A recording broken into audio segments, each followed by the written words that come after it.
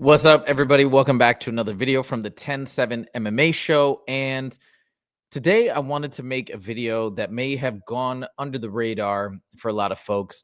And it's about the founder of BKFC, Bare Knuckle Fighting Championship, Dave Feldman. And you guys may have missed this interview. It was on the Ariel Helwani show. Of course, Ariel Helwani, the most legendary interviewer in the game. Love his show and his channel. Want to give him major props and a big shout out for this interview because he always does the best job. He does the most research. He's tremendous. And he tells the stories of, in this case, not only the fighters, but also the founders of these organizations. And the reason why I wanted to showcase this interview and this insane story of horrendous circumstances is to highlight one thing in particular. When we look at organizations or businesses, I truly believe that the absolutely most important factor in determining whether or not an organization or a business or whatnot will succeed and thrive at the end comes down to the heart and the passion and really the character of the person running the show. And in this case, this is Dave Feldman. And when you hear this story and hear what he's been through, you have no other conclusion to reach but BKFC will undoubtedly succeed and thrive, because this is one of the most insane stories. And I think a lot of founders, Dana White included, have had to go through many trials and tribulations, but I had no idea that this was Dave's story growing up as a child. And you hear this and I'm just like, it's a foregone conclusion that it's already a success story, by the way, but it's going to continue to succeed and thrive. And this is why. This is where this man comes from. This is why his mentality is as strong as it is, because there's nothing you can throw at this guy that's going to unnerve him. By the way, we did have a chance at Fusion Fight League to work with Jeff Houston, one of the announcers of BKFC, a few weeks ago. That guy is just the absolute utmost professional, super nice guy. And that's just one example of the professionalism that BKFC is organizing in their organization. Even Justin, right, from 10-7 is about to have a bare knuckle fight. This sport is just growing in popularity, and there's a lot of reasons why, but that's not what this video is about. We're going to talk about the story. So I'm going to start letting Ariel jump in, and Ariel and Dave kind of talk about the story and narrate it. I'll pause and jump in as well because I've heard it 2 times through, and I can also give my take. But it's really just something I just wanted to share it because I feel like more people should know his story as a point of inspiration, but also just to understand who this guy is and what he's been through. And maybe another reason for you to check out BKFC, which is doing phenomenal things. So let's check this out. And your mom has a boyfriend. Right. At this point, by the way, in the story, he's 8 years old. And there's a horrible incident that happens to your mother. Right. Is this accurate? Yes. I'm watching this video, David. This is like not even out of a movie. Like, I can't even believe it. Are you uncomfortable with me bringing this up? I mean, I'm always uncomfortable, but I'm not. It's my story. People need to know this. My story. Are you okay? I'm not uncomfortable. I get feelings, right? Sure. My mom is your mother, my idol, my hero, and everything that she went through. When you're going to get to the story, and I'll tell after that.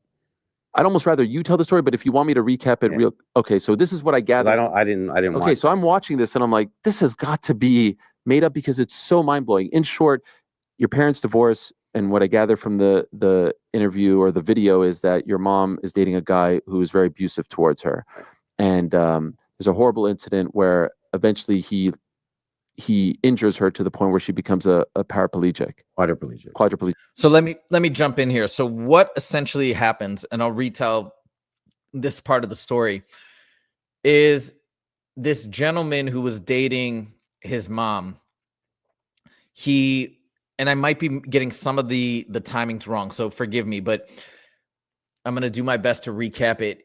They have a fight. He's abusive, but they have a really bad fight. I believe he runs her over with a car. He takes her to a cemetery, bangs her head on a gravestone. I mean, just horrific, horrendous things. It sounds like he was trying to kill her.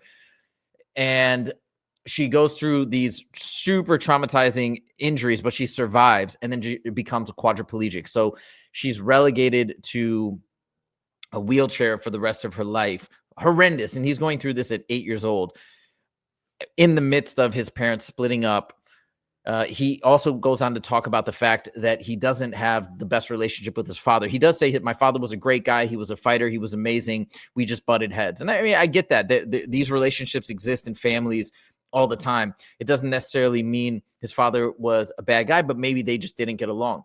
Heads, but this comes down to temperament compatibilities or incompatibilities, perhaps in that case. So whatever it may be, they didn't get along. He really vibed and connected with his mother, and his mother was so horrendously injured and paralyzed for the rest of his life. And he had to deal with this. Now, he grew up taking care of her. And he said one of the ways that he got massive inspiration was from her. Despite the fact that she sustained these horrendous injuries, she continued to persevere. She even made paintings using her mouth, I think like a paintbrush in her mouth. And he's got some of her artwork hanging in his office, or one of her pieces, I believe, that he does mention.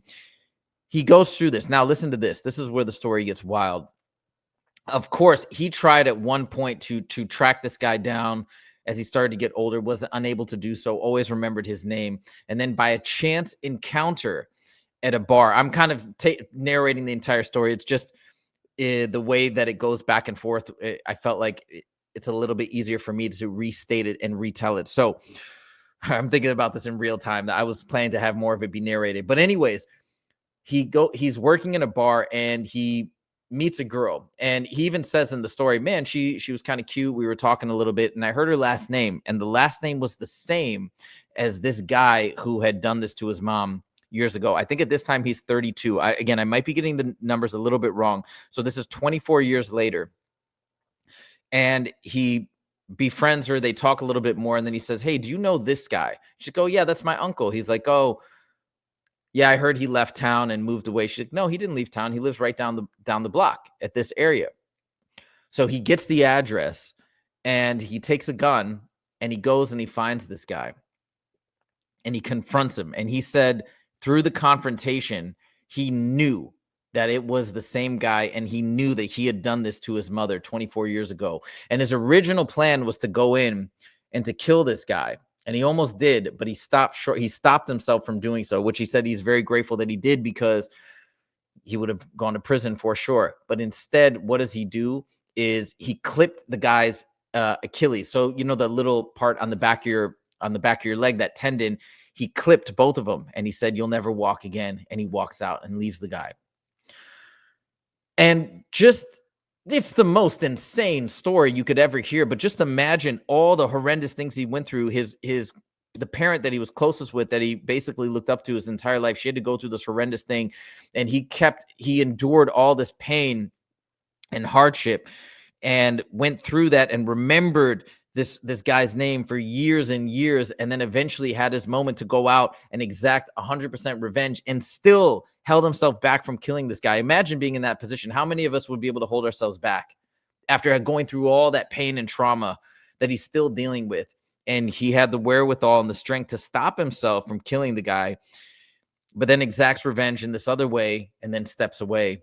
It's just insane. And now you look at in context. I'm going to just go full screen here, because I think that's the heart of what I wanted to share in terms of the story. And now you come back to hearing the stories about BKFC was on the verge of bankruptcy, and he put his house up.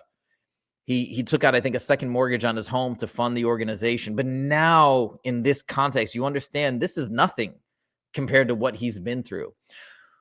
And you see that rock solid mentality has been forged through the fires of all these traumas that he's endured. And as horrendous as it's been, you have to step back and take a look and say, oh, this is why this guy is so strong. This is why he seems indestructible. This is why he's not afraid to put everything on the line for something he believes in. And it all makes sense. And a couple things I want to say. Number one, you have to walk away from this story having tremendous, if you didn't already have respect for the guy, I mean, we already did. What he's done is amazing. But you have to step away from this having a newfound respect and admiration for him.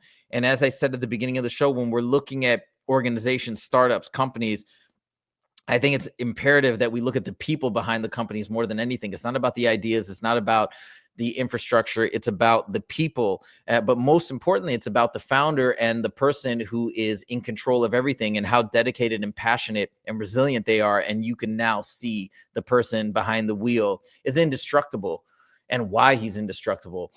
And so my final message is, if you don't know about BKFC, check it out. But I am now, after hearing the story, 110, 1,010, 1,010% convinced that this organization is going to go up and up and up and to the moon. And just as an aside, if you guys are wondering, hey, we got the UFC, how's anybody going to compete with the UFC? The amazing thing about this organization, and one of the brilliant pieces of it, is it's not trying to be a competitor to the UFC.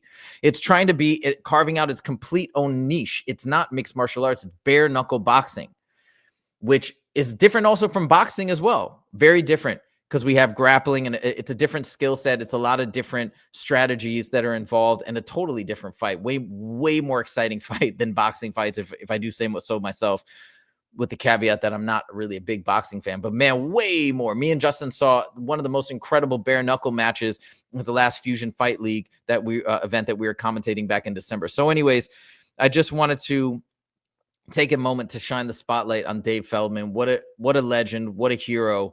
And BKFC is going to the moon. That's all I got to say. Thank you guys so much for joining. Let me know what you guys think in the comments. Make sure to click that like button if you did like this video. And I will see you next time. Take it easy.